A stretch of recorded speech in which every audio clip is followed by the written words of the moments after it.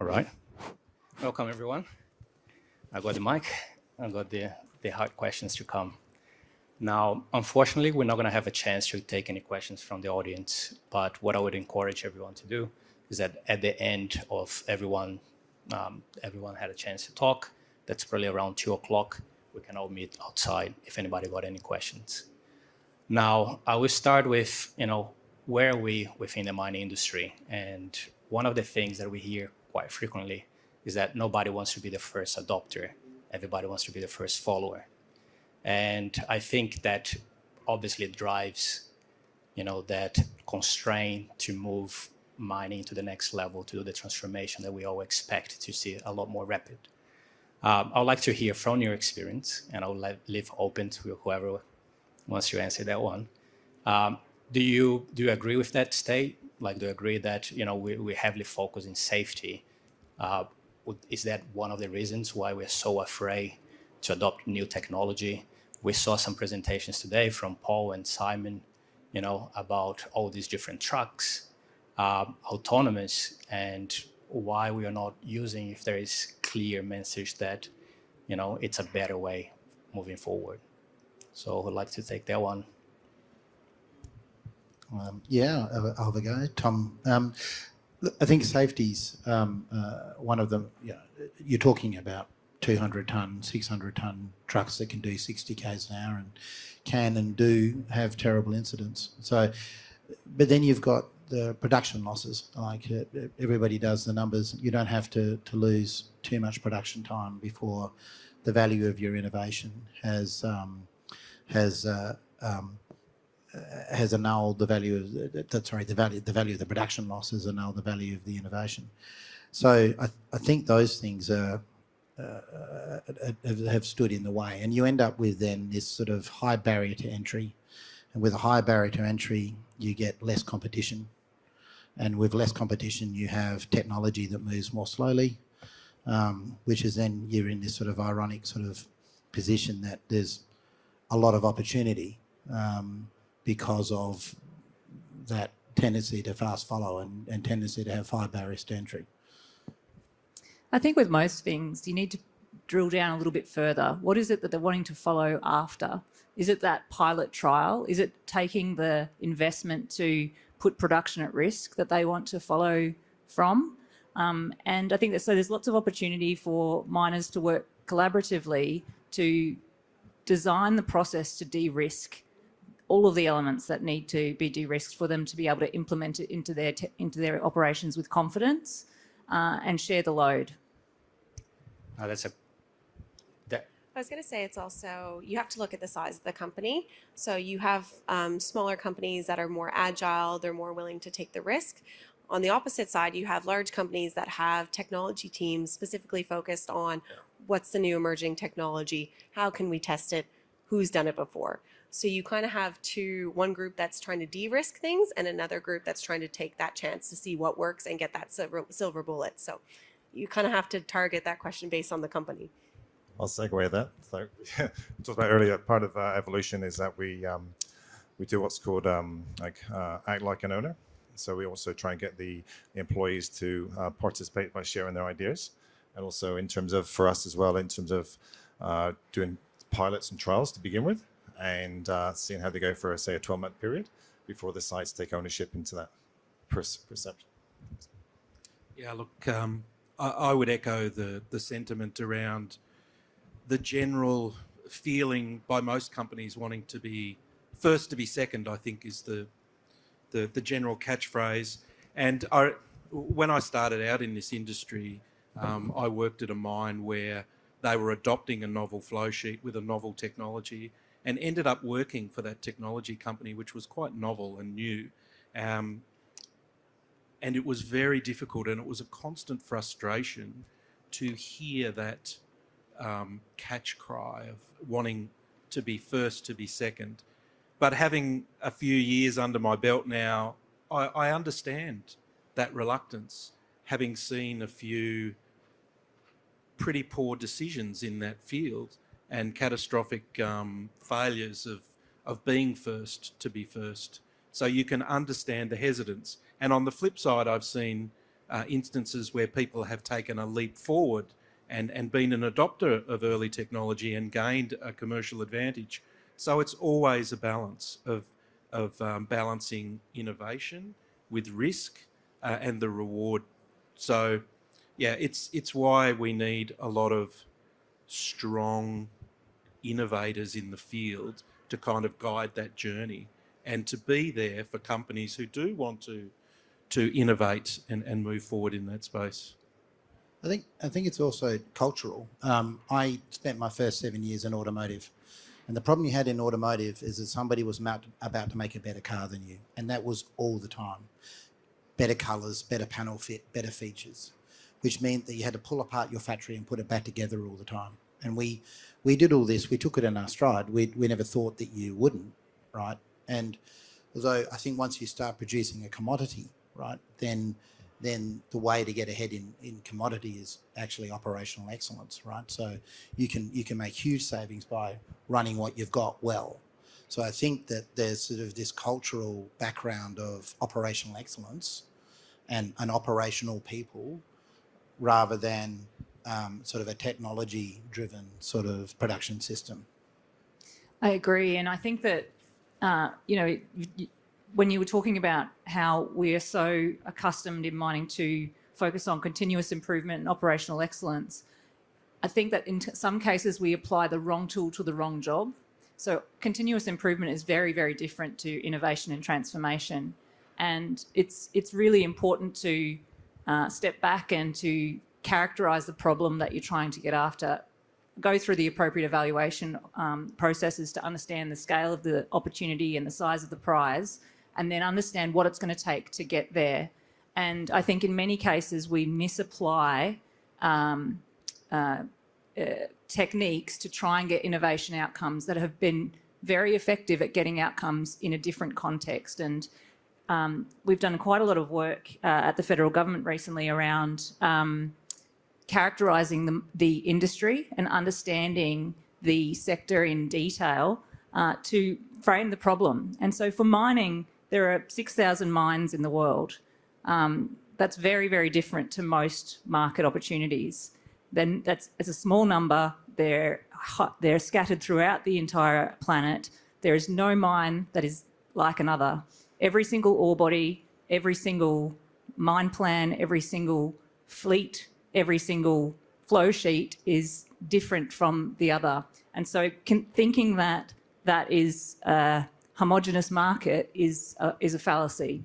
So for miners, recognising that applying kind of procurement strategies that will work in free market context it just won't work. And for technology providers and service providers, recognising that business models and that work for software solutions that scale to consumer markets is not going to apply, because the scalability of the product and the scalability of the business model just won't work. So I think it's a matter of using the right tool for the right job and recognising the context that we're operating in. That's great. One thing that you brought up, Lauren, was the fact of collaboration, right? And that's something that we all speak about it. We're all here to engage with different business, be a miner or a supplier or technology with bringing innovative solution. Do you feel that that's actually happened? As much as we wish, we're seeing people collaborating more, sharing more data. For Evolution, for instance, what other big mining company are you sharing, technology and adopting innovation? Yeah, thanks. That's a great question. I'd say for us as well as we're part of the Electric Mine Consortium, and that's been a great collaboration environment for learning about battery equipment, sharing ideas across all the different work streams. That's been pretty powerful. But also for us, working externally with technology providers in the predictive, prescriptive maintenance area. So learning from about what they've worked on in terms of other mines, and how we can utilize that within our business as well. I think with Fleet, we're a relatively new company still, and we are advancing our product, so our ambient noise tomography geophysical surveys. And we are working with a lot of minor companies, but also a lot of majors. And one of the things that's great is the collaboration that we see to advance the product to make it a lot better. Because at the end of the day, exploration is getting harder. Deposits are harder to find, they're deeper. We need to do as much as we can to make things more environmentally friendly, more efficient, and more economical as well. So I think creating those bridges between the technology companies and the mining companies is so important, and we are seeing a lot more communication and feedback on how to make things better in the long run. Yeah, on the topic of collaboration, one of the barriers that I've seen in the work that we've been doing as a company is where there is a push. An example is the production of green steel. So we are doing a lot of work in that space, and we're working with a lot of partners in that space. But almost entirely that work is in parallel. So we are doing essentially the same work in 1, 2, 3, 4 streams. And the challenge with that, of course, that's based on each company's requirement to, as we discussed before, make progress in the field, have their own IP relatable to their own ore material. Of course, there are those drivers, but I think that in certain spaces where the common goal is global redefinition of what it means environmentally to produce steel, there is room there for better collaboration, because we only have so many experts in that field. We only have so many pilot scale facilities in that field. So I think in some instances that sort of broader collaboration and communication would be more productive for all companies concerned, because they've all got a common goal. We talked about data sharing before, and data is sort of notoriously difficult to share. Either deliberately, companies are quite obstructive about sharing data, or because of the fact that data systems have evolved sort of organically over the years, and you end up with all these data systems that don't talk to each other, and you have so many different ingest and integrations you have to do with just about every mine. The data ingest is different. We're only just now seeing people talk to us about ISO 95, and I have to admit we're not even sure if we're excited about that yet. Like, is it just going to be one that wants that? So data is a major barrier. In terms of, though, collaboration, I think once you've got a good clarity over what you should do as a business and your business model, then you can start to figure out actually where it makes a lot more sense to collaborate. So some of our equipment is commercial off the shelf. Some of our software features have been developed, co-developed with other software houses. In fact, one of them's here at the moment. And I think also where we look at sort of our business model, which is a SaaS software product business model, we still have this huge amount of data that could be leveraged. So, I mean, that might be an area where there's potential for collaboration. So I think as the industry evolves and as technology companies in the space figure out what they can and can't do, they probably certainly should be thinking about collaboration. Just on collaboration, I think the key thing that comes to mind for me is shared risk, shared reward.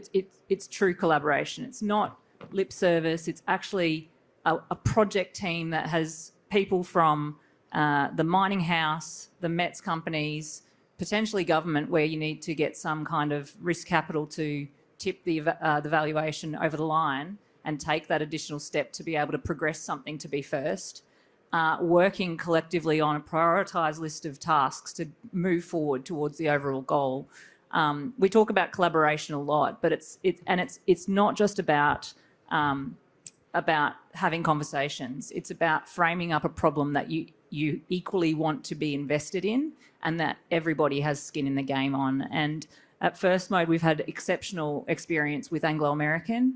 The miner taking the role of the problem framer, articulating the business case, the value proposition, and providing access to all of the domain expertise that is found in the mining house, where First Mode brings the technology expertise from a diverse range of sectors to solve a problem that no one had yet. So I think the key thing on collaboration is it has to be real. It's about getting the right resources in to solve the problem at the right time. It's not necessarily about having everybody in the room.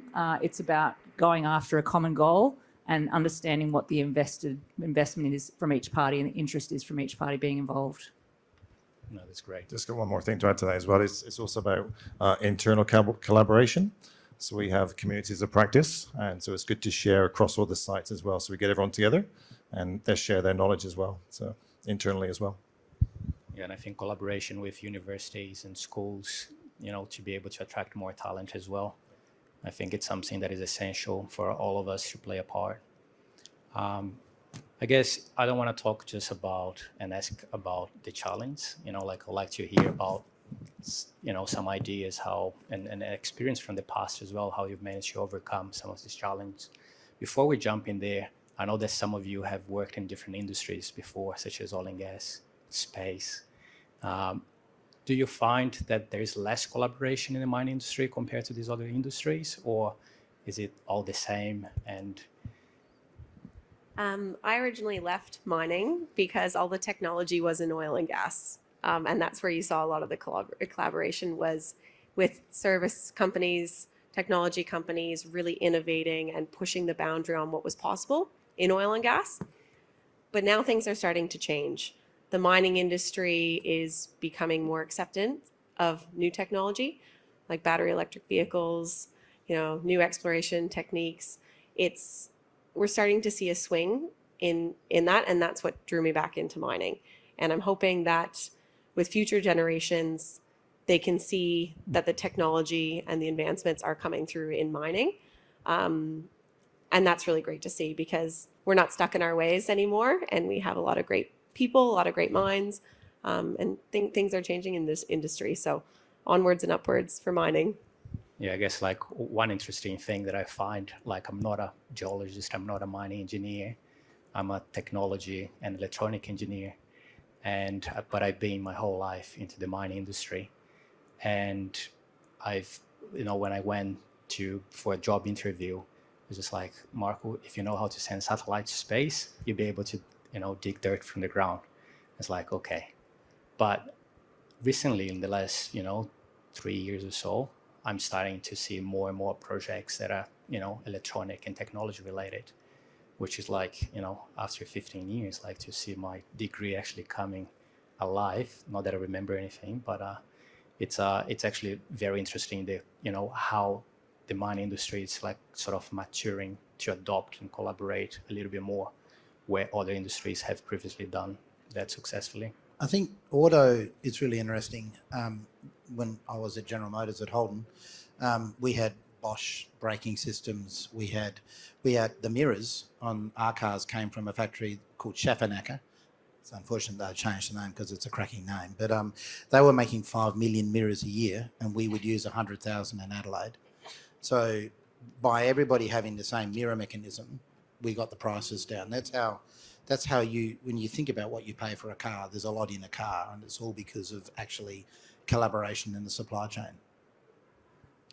Yeah, I wanted to touch on one of the points about collaboration and adapting or adopting technologies from other fields. So one of our most recent success stories in the field of innovation is in the hard rock lithium mining space. For many years, the analysis of mineral within a processing plant was impossible with the current technology, X-ray technology that had been used for analysis of nickel, iron.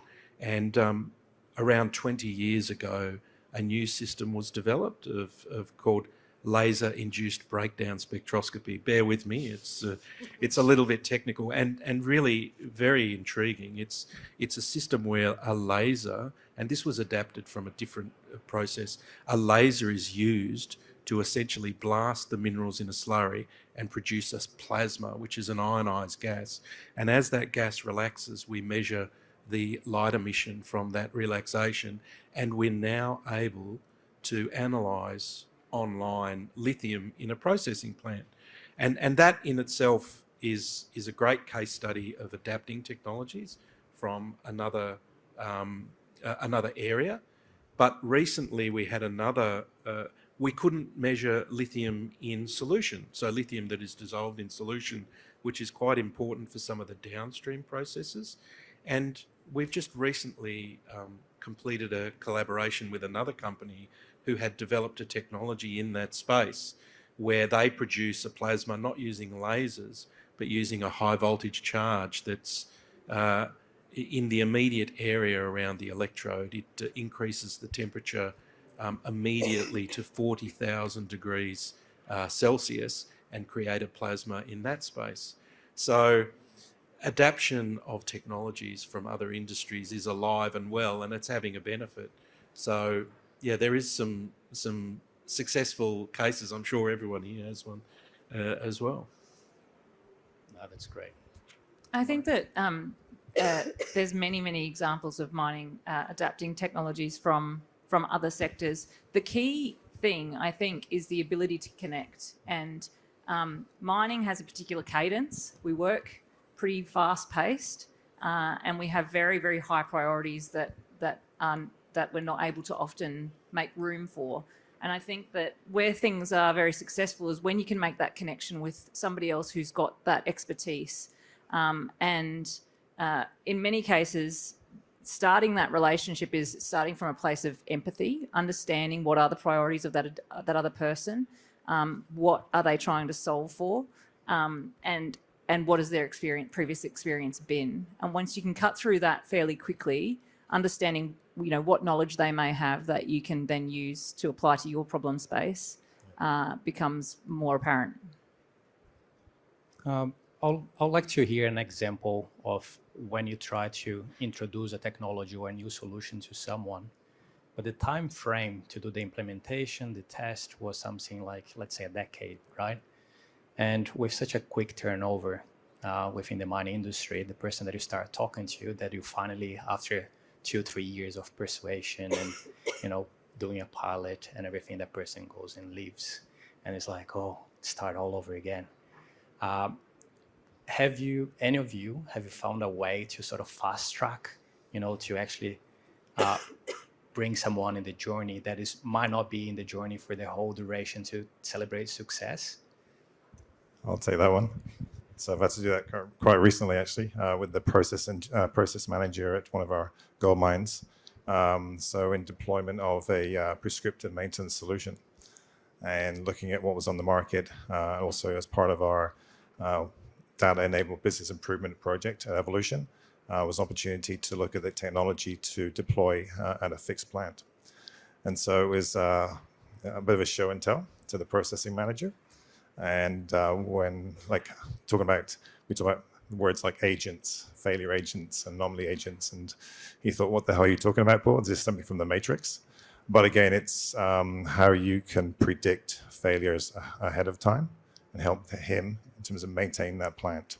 So again, it's a way of sharing that knowledge, creating the awareness of what this new technology can do for them, and as such, we were able to do a pilot. We did a 4-month pilot, and from those results, we're able to then do, the site was able to take it on and deploy it now for the last 2 years, and have seen value benefits in terms of dollars, and also predictive nature and preventing faults on their equipment in the processing plant. So we're able to do that, and he's on board, and we're now deploying it at one of our other facilities as well. So again, it's not just at that plant level, but it's across the whole business, raising the awareness. Yeah, I definitely agree with Paul. One of the things that is recognizable across the whole industry is mining is a very small world. So if someone is an advocate for your technology, they will spread the word. Miners like to be in the know. They like to tell other people what they've found out, but it can go the other way. It can say, I don't like it. It didn't work for us. And I guess the way that Fleet has been kind of putting out our experience is through case studies. So you need to be able to show your worth. You need to be able to reference the companies that you've worked with, the specific deposit types, because as Lauren mentioned earlier, no mine is the same, no deposit's the same. So as much as you can, you need to be able to put your first foot forward and say, you know, we've worked in these certain areas and this is what our technology or our program or whatever it is, where it has worked well. Which is very challenging if you don't have any case studies. So like that, you know, the first couple of projects to create a case study, Yes. it's really like breaking the main barrier. I can certainly, if I think about it, where we've gone very quickly from a trial to a full deployment, I would say 100% there we've been lucky that there was no turnover in that period. Where we've had turnover, and that's common, it does slow down the sales cycle, and it's almost like you almost need to manage that as part of your project. You know that some key people are probably going to change over. So it's almost a point that, you know, it's worth thinking about how you map out that change and how you make sure it's locked in, so you've got to maintain the momentum of any new technology and the buy-in. It is a massive problem. Yeah, in terms of velocity, I think there's two major factors that can contribute to driving velocity. And the first is a very clear and aspirational mission. So creating the first zero emissions haul truck is a very clear and aspirational mission. And so what happens then is you attract talent to the problem and you increase the likelihood that you're going to get the right expertise to solve the problems, the myriad of problems that are going to pop up along the way. The other aspect is ownership. Somebody has to own the problem. Somebody has to be committed to the problem and be prepared to navigate the course, which is going to be unforeseeable from the outset.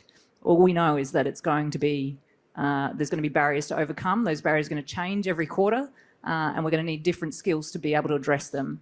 But mission and ownership, I think, is critical to be able to then attract talent and drive velocity. If I go back to the example, you're talking about timeframes, Marco, for adapting or developing new technologies. If I go back to the example that I gave in the lithium space, that ideation to implementation was approximately 6 or 7 years, starting with a preliminary discussion on site, looking at a challenge and then coming up with a solution. But it was a 6-7 year timeframe.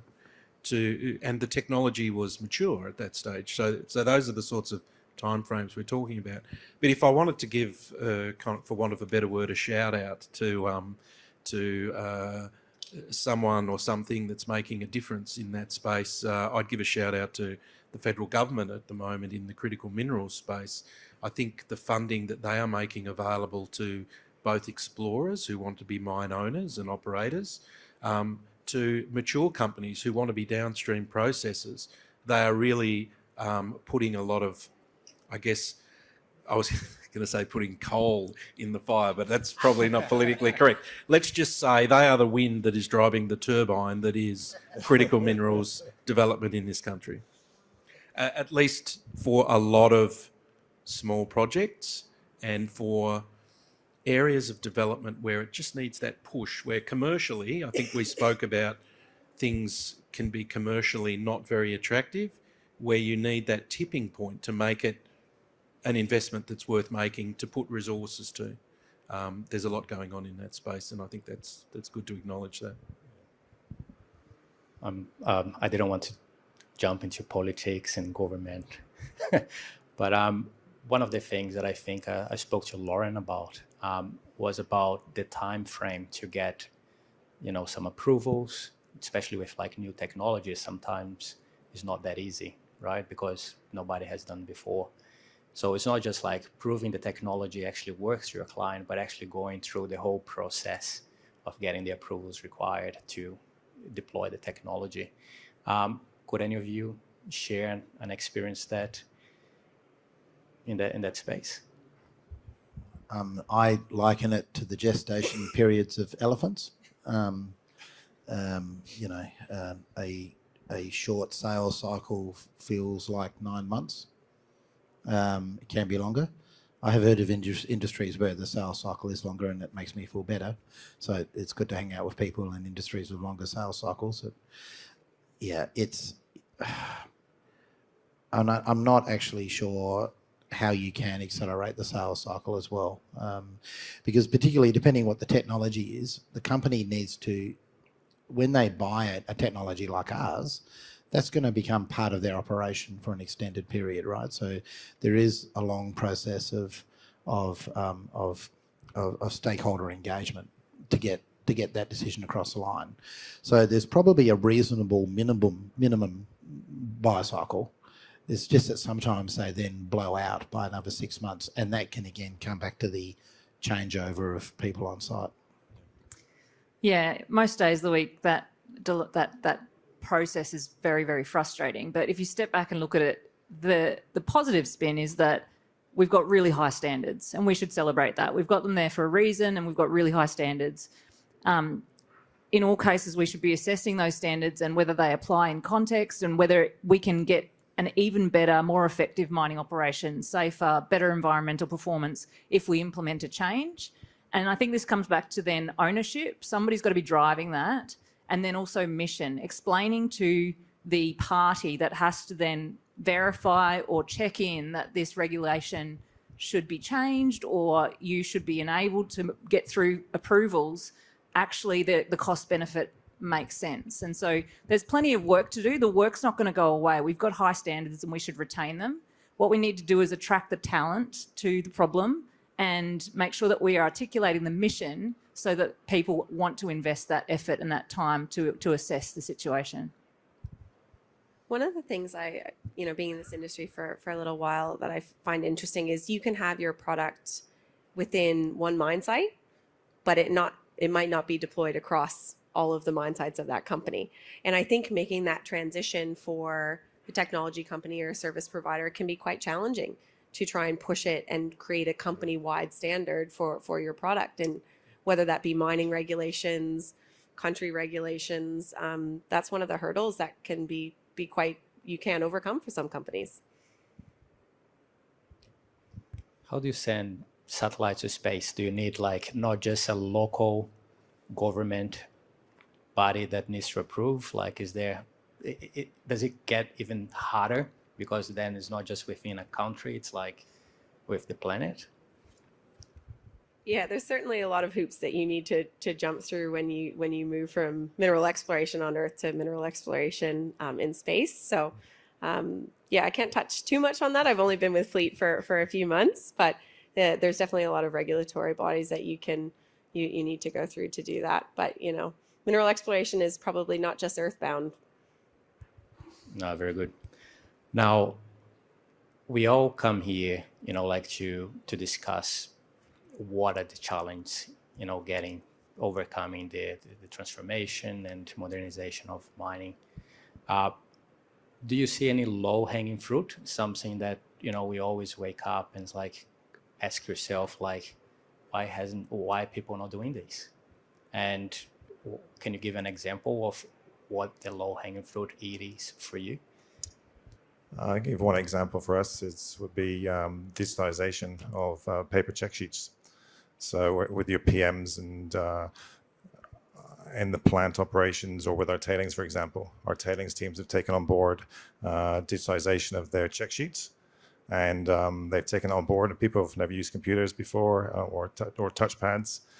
They've taken that on board, seen that the tablet, they can do their questions and they can track the birds on the ponds, everything else, and great success. And we're looking at rolling that across all the entire business. So again, it's having the technology, showing people what it can do, how it makes their lives easier, and taking it from there. And we've had quite success in that area.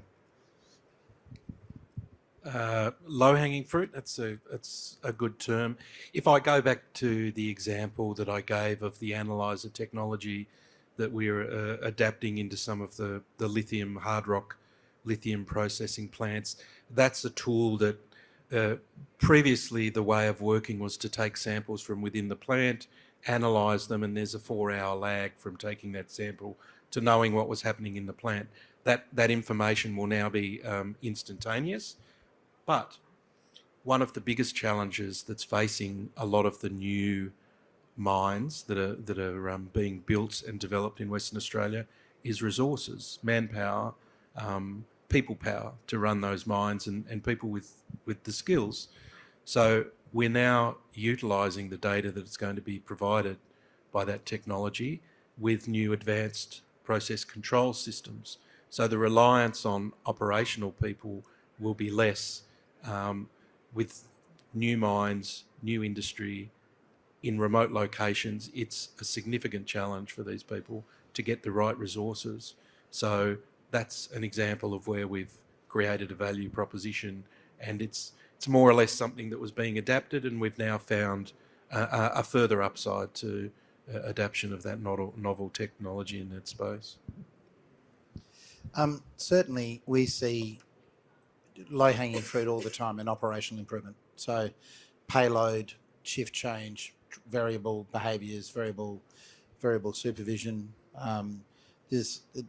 You can anywhere between 5 and sort of 12% in the first sort of year of a good implementation with good buy-in, with no capital cost, right? So there's technology cost or an operating cost, and that usually just comes from the ability to actually measure things, right? So we have a lot of either paper, or you've got older data systems that don't have the resolution to actually measure where a problem's occurring. So, and then you also, the other barrier you sometimes get is, oh, but we've got a data system. Yeah, yes, but you haven't made it work for 5 years.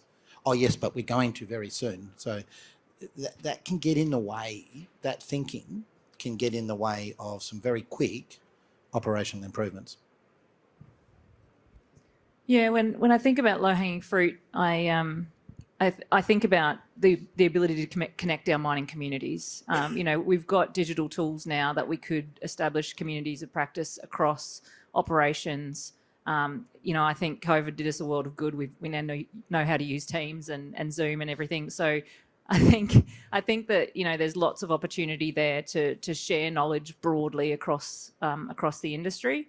And there's a couple of platforms that do it for oil and gas and curate these kinds of sessions that happens without any kind of real cost in terms of getting everybody in the one room synchronously in a weird place somewhere in the world. So I think that that's an incredible opportunity, and we could use those kinds of forums to harness the understanding of energy efficiency, for instance, on the operations. As Tom was saying, there's 12 to 14% easily obtainable in terms of energy efficiency just in what we're doing right now. Stopping waste.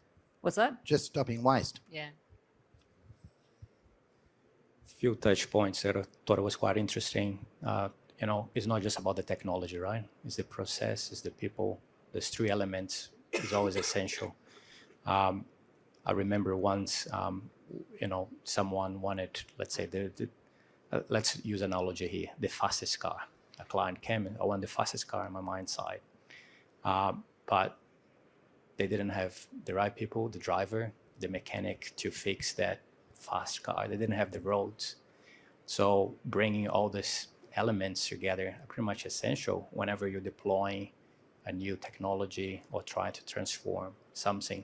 And how often have we seen that, as you mentioned, Tom, there are so many low-hanging fruits when you go to operation, and then sometimes somebody arrives into a new operation, they want to make all this change quite quickly, and they don't allow enough time to see how one transformation or one change here will impact the other ones as well.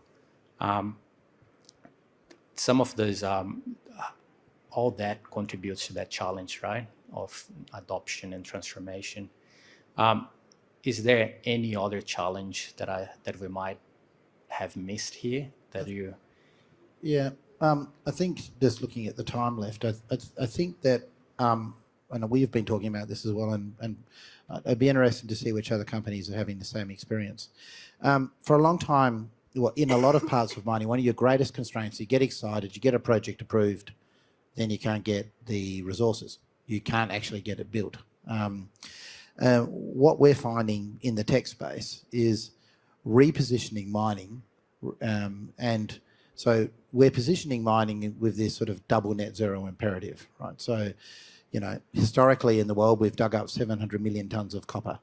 To get from here to transformation over the next 30 years, we need another 1,400.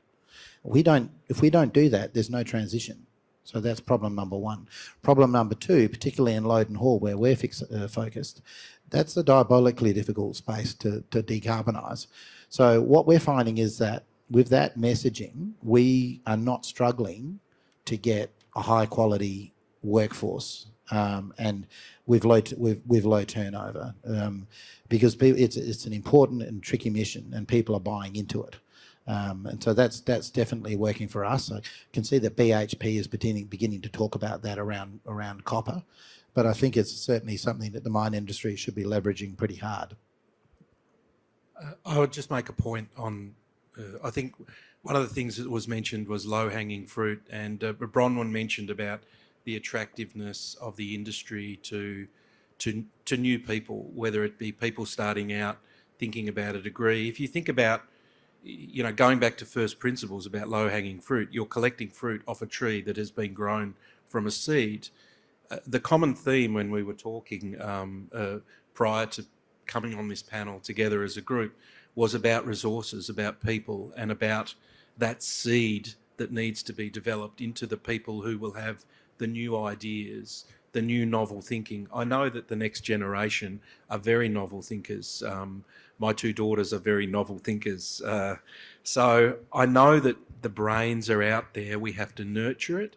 And I think if we're talking about low-hanging fruit, that's where we need to start, is developing those people who are going to come into the industry with new ideas that will transform the industry for next generations. That's a real place for investment, I think.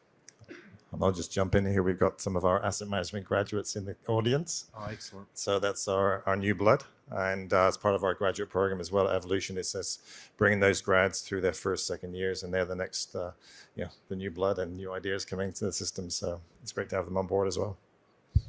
Excellent.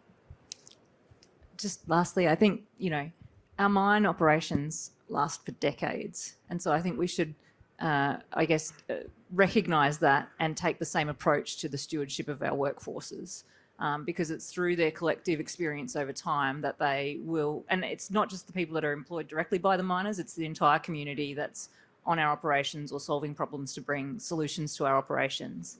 And so painting the picture of what mining does and what it contributes to the community, taking a responsible approach to stewarding the workforce inside the employment entity and in the broader network, I think is the key moving forward. No, that's excellent. Look, thank you so much, everyone, for your time and insights as well.